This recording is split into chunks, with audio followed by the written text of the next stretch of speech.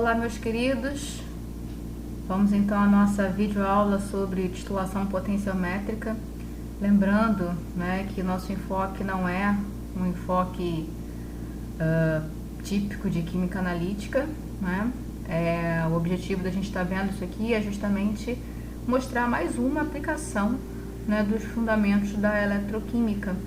A titulação potenciométrica é uma técnica que permite determinar com exatidão o ponto de equivalência, quando existe a possibilidade de medir a diferença de potencial associada ao analito. Vamos lá.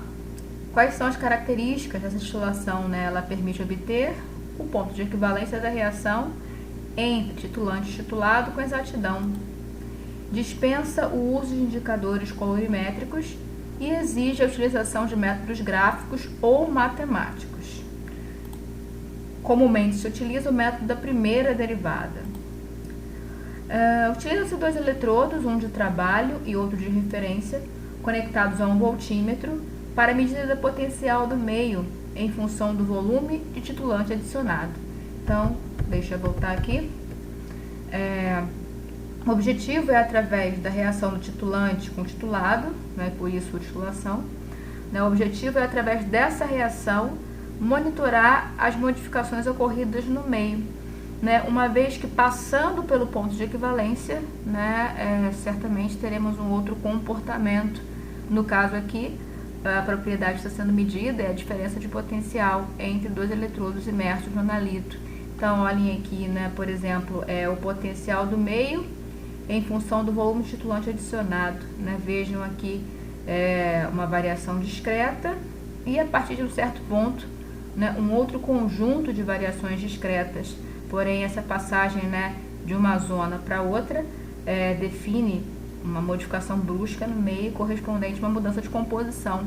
Então, essa modificação brusca, esse ponto de inflexão, esse momento onde as características do meio passam de um tipo para outro, é esse momento aqui o importante na titulação potenciométrica, em qualquer titulação.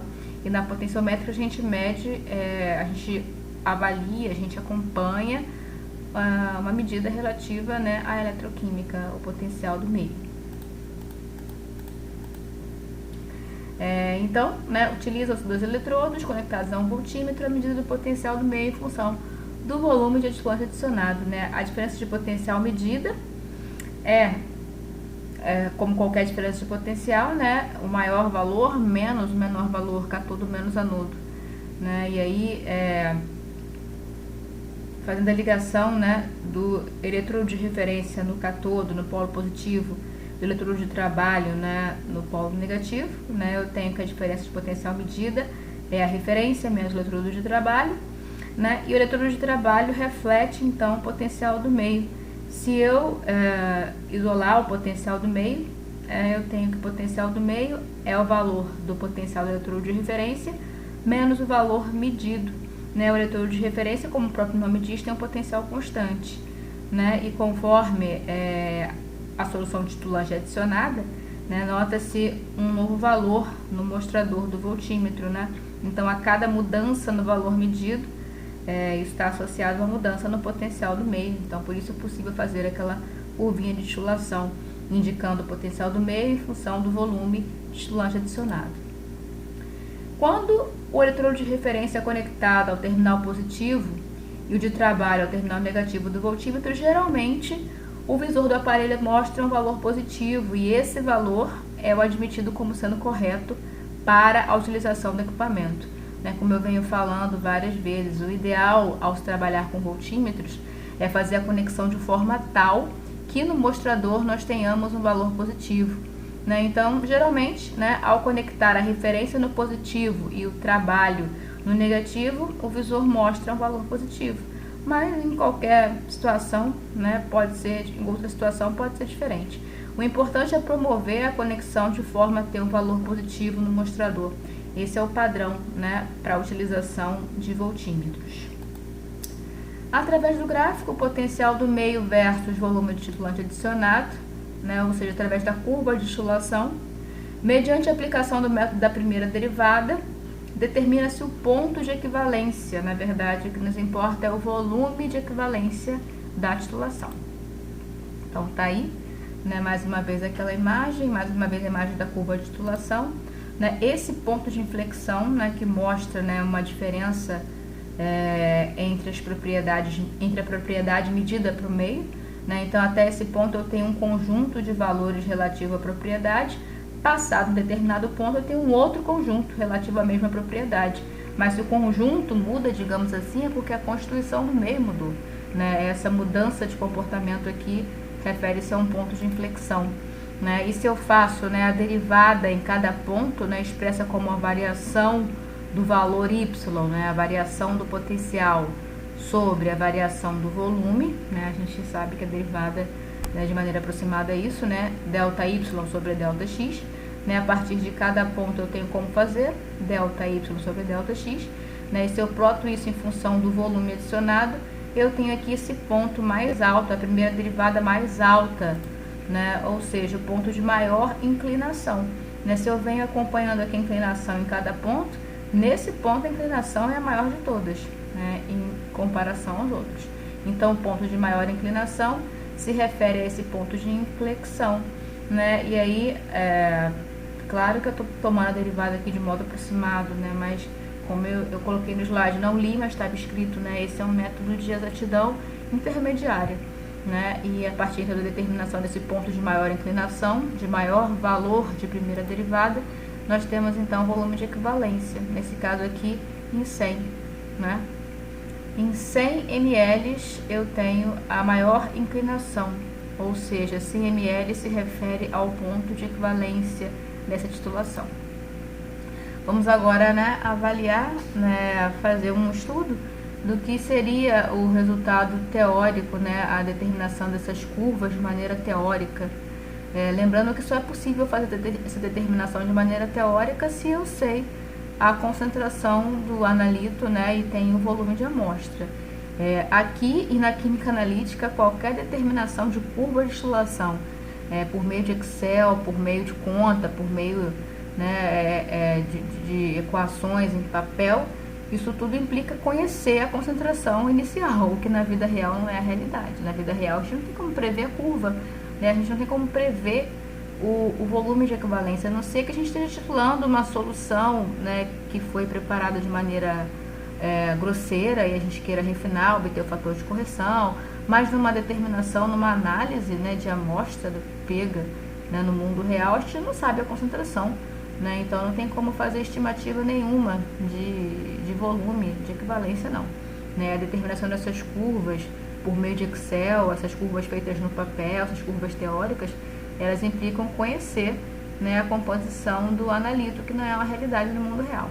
Então, imaginemos a titulação potenciométrica de uma amostra contendo ferro 2, utilizando solução padrão contendo sério 4, eletrodo de platina e eletrodo eletrodo de referência, né? Seria eletrodo de referência, ER, né? Eletrodo de referência de prata, cloreto de prata, né? Então, tenho uma amostra contendo ferro 2, vou utilizar sério 4 como titulante, eletrodo de platina como eletrodo de trabalho e eletrodo de prata, cloreto de prata como meu eletrodo de referência. Então, quais são as características desse meu exemplo, dessa minha situação? A primeira característica é a reação entre titulante e titulado, né, o analito. Então, íons ferro 2 com o íon sério 4, né, podem se oxidar a ferro 3 por meio da redução do sério 4 a sério 3, conforme está representado aqui. Como é que se faz a determinação do título do analito, né, a concentração da minha amostra, do meu analito? Né? Então, pela estequiometria aqui, o número de mols de sério 4 adicionado corresponde, né, a cada número de mols, a cada... Pela estequiometria da reação, eu tenho que para 1 mol de sério 4 adicionado, existe o consumo de 1 mol de ferro 2. Né? Então, de maneira genérica, eu posso escrever que a quantidade de sério 4 adicionada corresponde à quantidade de ferro 2 presente, em termos de número de mols. Sabendo a concentração exata, né, Em termos de mols por litro do titulante, eu posso escrever esse número de mols como M vezes V. Da mesma forma, conhecendo o volume da minha amostra, né, eu posso escrever esse número de mols como M vezes V, de modo que meu interesse é determinar esse M, né, a concentração, o título do analito. Né? Então, a molaridade vezes o volume de equivalência do sério 4, que é o titulante, nesse caso devido à estequiometria, é igual a molaridade vezes o volume da amostra de ferro 2. Né? Então, uma vez procedendo à titulação e determinando o volume de equivalência, conhecendo a molaridade da solução padrão, né, e o volume da amostra analisada, determina-se a concentração facilmente. Então, antes do ponto de equivalência, né, qual é a situação? Antes do ponto de equivalência, o sistema é composto por íons ferro 2 que ainda não reagiram, né, imaginando que eu já fiz alguma adição de sério 4, obviamente, né? Então, íons ferro 2 que ainda não reagiram, íons ferro 3 formados na reação com o titulante e íons sério 3 formados na reação com o titulante. Né? A cada sério 4 que entra em contato com ferro 2, forma-se ferro 3 e sério 3. Então, ferro 3 e sério 3 são formados na reação com o titulante. O ferro 2 do sistema é o que ainda não reagiu. Assim, as espécies ferro 3 e ferro 2 são o que confere um valor de potencial ao meio. Né? Olhando a composição do meio, nós temos esse par forma oxidada, forma reduzida, que pode conferir uma diferença de potencial, né, ao meio, que são espécies que em contato ali com a platina e o eletrodo de referência, né, podem passar por uma reação de oxirredução, conferindo então um potencial ao meio. Admitindo o equilíbrio para o processo, né, então, antes do ponto de equivalência, eu tenho praticamente todo o ferro 2, se eu estou bem no início da titulação, né, um montão de ferro 2 e um pouquinho de ferro 3 formado com a reação com o sério, né, admitindo o equilíbrio para esse processo. Utilizando a equação de Nernst aproximada, temos a seguinte expressão para o potencial do meio. Então, antes do ponto de equivalência, nós temos ferro 2 e ferro 3. A platina está ali no meio, né, possibilitando a interconversão entre essas formas, admitindo que haja o equilíbrio, né, que a cada gota o sistema entre em equilíbrio, né, e eu tenha o equilíbrio do processo. Admitindo isso, eu posso escrever, né, para o meio essa seguinte expressão, né, que o potencial do meio é o potencial ferro 3, ferro 2 na superfície de platina, né, e segundo a equação de Nernst, isso tem relação com o potencial padrão, com a temperatura, né, e com as concentrações mediante essa equação aqui. Né? Então, a concentração de ferro 3 é algo que é até possível de se saber, porque depende da quantidade de sério 4 adicionada, mas a quantidade de ferro 2 no mundo real não tem como saber, né? Porque é justamente o que estamos dosando na titulação. No caso da elaboração de uma curva teórica, né, eu preciso saber a quantidade de ferro 2, porque aí eu consigo determinar esse numerador, esse denominador em função da quantidade de estilante adicionada, né, a temperatura da situação, constante de Faraday, constante de gases ideais, valor tabelado, e eu consigo sim, a cada adição, né, que vai promover uma variação nesse termo aqui do logaritmo natural, a cada adição, né, eu tenho, né, uma variação aqui que se expressa numa variação aqui, ou seja, o potencial do meio vai mudando conforme o titulante é adicionado. No ponto de equivalência, o sistema é composto por íons ferro 3, formados na reação com o titulante, íons sério 3, formados na reação com o titulante, mas eu posso, né, admitir que o ferro 3, ali em contato com aquela platina, forma um pouco de ferro 2, né? Então, existem íons ferro 2 provenientes da reação ferro 3, ferro 2. Da mesma forma, se tem sério 3, né, e existe platina ali, pode haver a interconversão para a formação de sério 4. Então, acaba que no ponto de equivalência tem ferro 3, tem sério 3, tem ferro 2 e tem sério 4. Assim, ambos os pares, ferro 3 e ferro 2, e sério 4 e sério 3, podem ser pensados como capazes de conferir um valor de potencial ao meio, sendo este denominado potencial de equivalência, tá? E aí, né, admitindo equilíbrio para os processos, né, de interconversão do ferro 3 a ferro 2 e do sério 4 a sério 3, usando a equação de Nernst aproximada. Por que aproximada? Né? Porque estamos trabalhando com as concentrações molares e não com as atividades. Né? Aplicando tudo isso, essas duas situações, nós temos que o potencial de equivalência do meio pode ser escrito, né, em função do processo ferro 3, ferro 2 ou do processo sério 4, sério 3, né?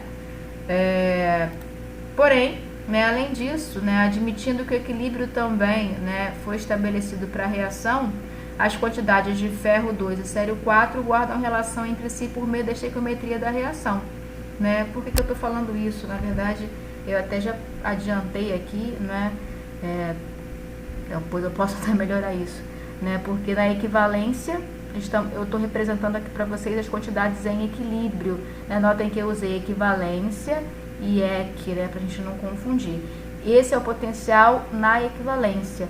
Mas na equivalência, assumindo, né, que o equilíbrio também está ocorrendo para a reação, né, eu tenho aqui como concentrações na equação de Nernst as concentrações de equilíbrio.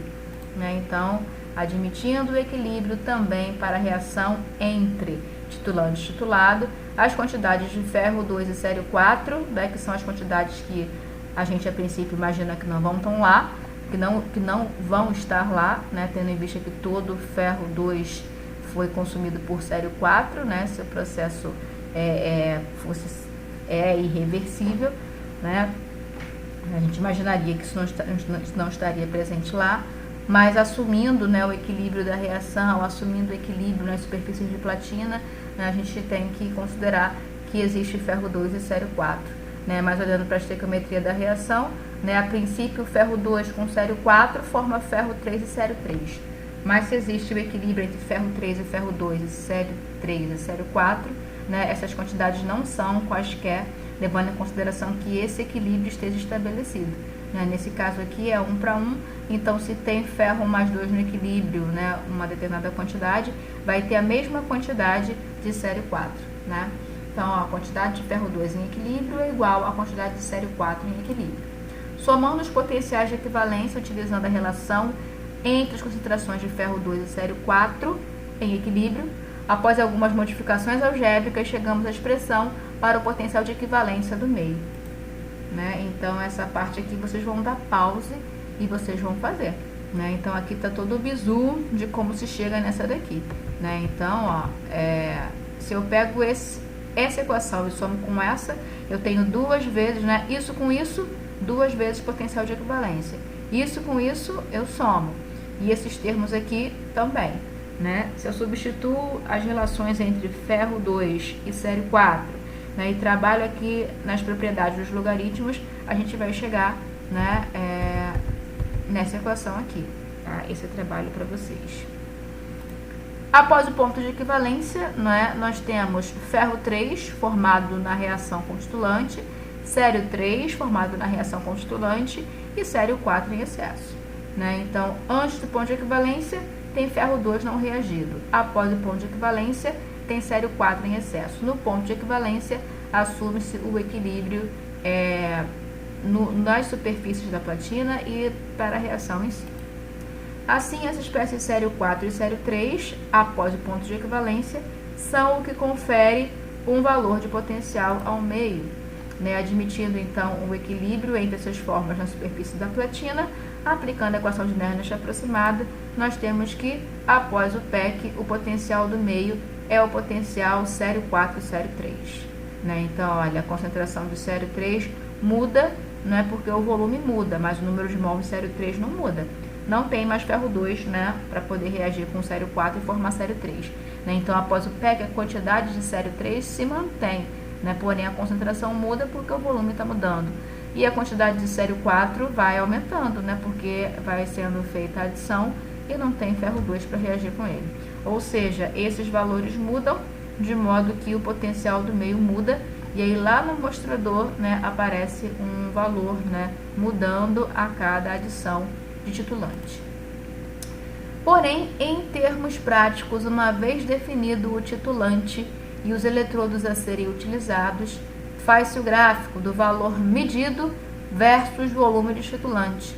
E a partir desse, o gráfico da primeira derivada. Por fim, determina-se o volume de equivalência. Tá? Então, na prática, né, a gente não fica descontando da referência, nem somando com referência. A gente pega o valor medido, né, e acompanha a variação com a adição de titulante. É equivalente, né, a gente acompanhar o potencial do meio em função do volume ou a diferença de potencial medida, né, mostrada no instrumento em função do volume.